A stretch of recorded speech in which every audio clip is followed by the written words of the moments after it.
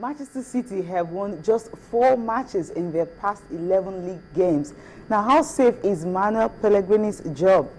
I don't think he'll still be the coach at the end of the season or even next season if he manages to survive this. Hello and welcome. I'm Cecilia Omorogbe and you're watching Sports This Morning. Now, let's just take a look at the major headlines.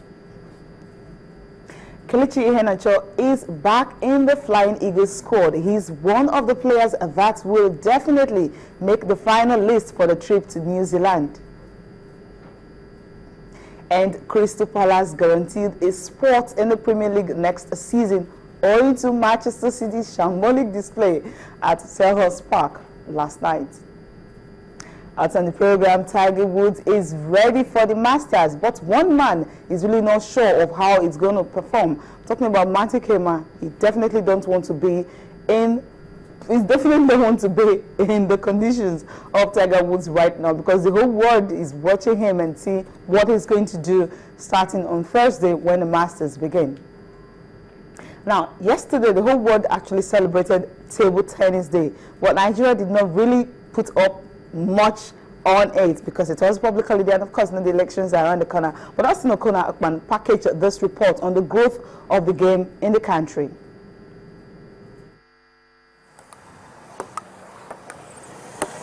This is a story of table tennis in Nigeria. It started from the streets. In the 60s, 70s, and 80s, Nigeria did so well in table tennis. The game was popular and it had some good street credibility.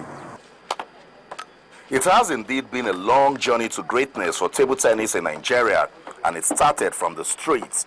Back in the day, table tennis was amongst the most popular sports in the country. In the 80s, Nigeria ruled Africa and produced world champions such as Atanda Musa and Bose Kafo.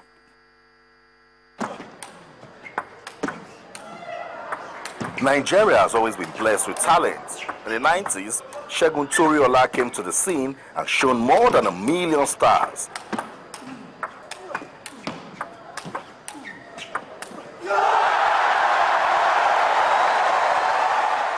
For the women, it was Olufunke Oshonaike.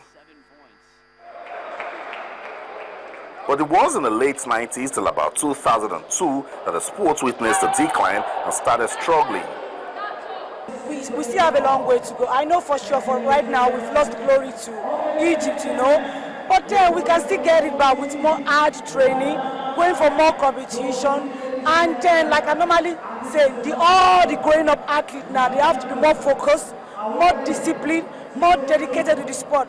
The Nigeria Table Tennis Federation got to work. They gave attention to grassroots development and revived the National League. Suddenly, the sport got back on track. And what we'll be having is a team league, the same kind of structure you'd find at the Commonwealth Games or the Olympics.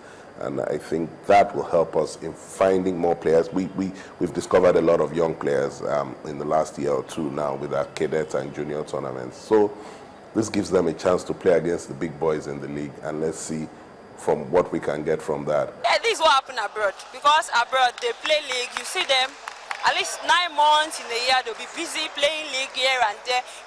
This is the same way they played. The revival story got sweeter with the exploits of Aruna Quadri.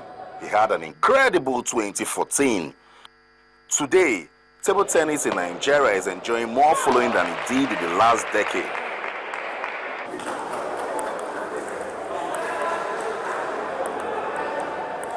It might take a long time for it to happen, but the journey towards reviving table tennis in Nigeria has just started. The Nigeria Table Tennis Federation believes that a viable league system as this can bring back its glory days. From the indoor sports hall of the Teslim Balogun Stadium in Lagos, I'm Austin Okon-Akpan reporting for Channels Television News. That's a report by Austin Okon-Akpan, and of course, it's in promotion of table tennis. And just yesterday, all over the world, everyone actually celebrated that day. You had families coming together, celebrating the sport, playing together. And of course, for Nigeria, it's growing, and hopefully it's going to grow better than this. And someday we'll definitely be able to overtake, Egypt.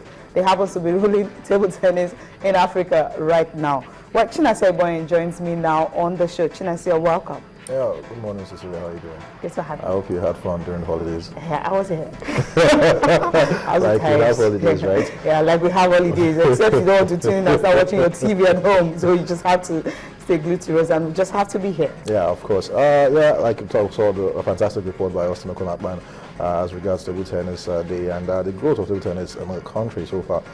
It used to be a premier sport. You know, when I mean premier, I'm talking about the fact that we used to It's very dominate. close to football. Yeah, we used to dominate in Africa. We were, because I remember all Africa games like 95, 91, 90, 99, we will sweep all the medals available in table tennis. You know, it was a given until the Egyptians stepped up their game, and now we are now training They will even come to Lagos, playing our own league, playing our classics, playing the classics, with all the money and all taking that. the monies and the medals and everything. But it just shows you that Next it season, just shows you that definitely if you sleep on something, somebody else will be waiting somewhere to get better and outshine you. So we've been lax for a couple of years on table tennis, but thankfully it's beginning to get its revival. So hopefully we'll get back to our position as the #1 table tennis playing country on the continent. Yes, and maybe you can actually compare Nigeria with China and Japan when you're talking about table tennis in the world. That's what we think. That's the projection. That's where any intention wants to take table tennis to. Hopefully. Because for you to start having leagues, playing leagues and all that, having classics and having stars across the world coming to Lagos to play, I think that's something, because our own local stars gets to play with them and they rub shoulders with them. They understand the techniques of the games, and when they go out, I mean, you're having more Nigerians now actually playing in Portuguese league, in Spain and in France and even in Italy. So I think that's something that is really huge. That's something I will definitely take away from this, and hopefully that next year we're talking about table tennis in the world. You mentioned Nigeria. Definitely, they will. At least we have a player ranked in the top 30. Yes. So it shows you that we're coming some way up. Yeah, some way up. Yeah. Okay. Now our feedback. Okay. You guys can talk to us on Twitter and, of course, on Facebook on some of the topics we'll be talking about today. Now, the focus is on Flying Eagles. Kelechi Iheanacho will definitely make the list. I'm sure of that, because the coach will bring out the final list today, for the players that will be representing Nigeria. You have Kelechi Iheanacho, you have Chidi Nwankale, you have so many of these players who were with them at the under-17 level, all of them making it to the Flying Eagles. Kelechi couldn't make it because he was injured, and of course, when it actually happened to Chidebere Nwankale, he was trying to finalize his loan deal at that time and all that, so he wasn't part of the squad in Senegal. But since they've won the tournament and all that, and going into the World Cup as world champions, you have to look at something. How much can they give? They'll definitely want to give much more, better than that. Talk to us on Twitter and, of course, on Facebook what you think about the recall of Kelechi Iheanacho into the Flying Eagles. Will he actually lead them to winning the title? Nigeria has never won that trophy. Of course, they've been dominant in Africa, but the world stage, they've not really been there. And Ghana happens to be the only African country to have won that under-20 trophy at the world stage. Now, we can start with athletics. It's all about the Warri Grand Prix.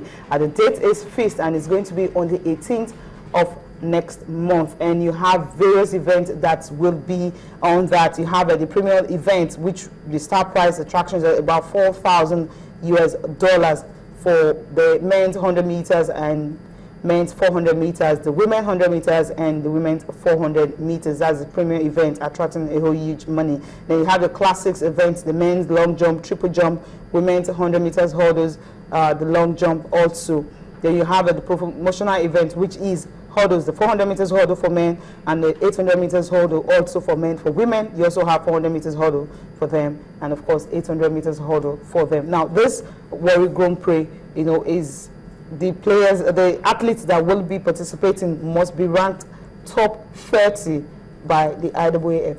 Yeah, it's a good one, especially for African teams. Coming here, it's going to help improve your ranking, #1. So definitely it will go a long way in helping you qualify for major events, like World Championships and the likes of them. So I think it's a very important event, and I'm expecting lots of glitz and glamour, because it's just like we talked about table tennis, the Lagos Open.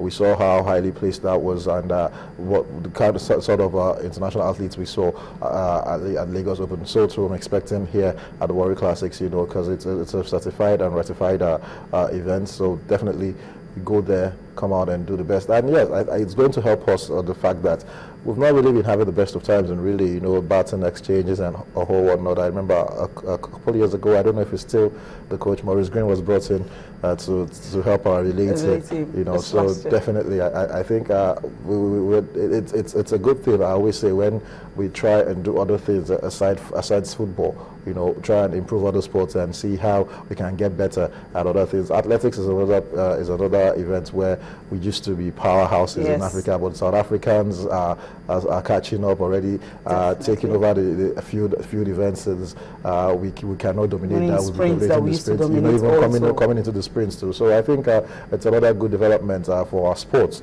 in general that the Warri Classics will be holding, and it's starting on the 27th of this month. Yeah, on the 18th. The 27th is those that want to participate. We need to send in their entries and all that so that they can confirm and start planning for them. On the 18th it starts. So definitely, I'm looking forward to that one. It's a very, very good development for Nigerian sports. Yeah, and the theme of this year is actually, inspiring fresh speed at Baton. You talked about the fact that Baton exchange is one of the biggest problems. It's very key, sometimes, like you said, inspiring fresh speed, because, sometimes when it comes to the Baton exchange part of a relay race, some athletes slow down, so because they have to be very careful, to make sure that they get the Baton exchanges done properly, because once you drop the baton, definitely, you're out, you're out of that race. So now, making sure that you maintain that speed, so it has to be almost scientific, the way the baton exchange, and I think it's a good thing. It's a good development for us. Yeah, hopefully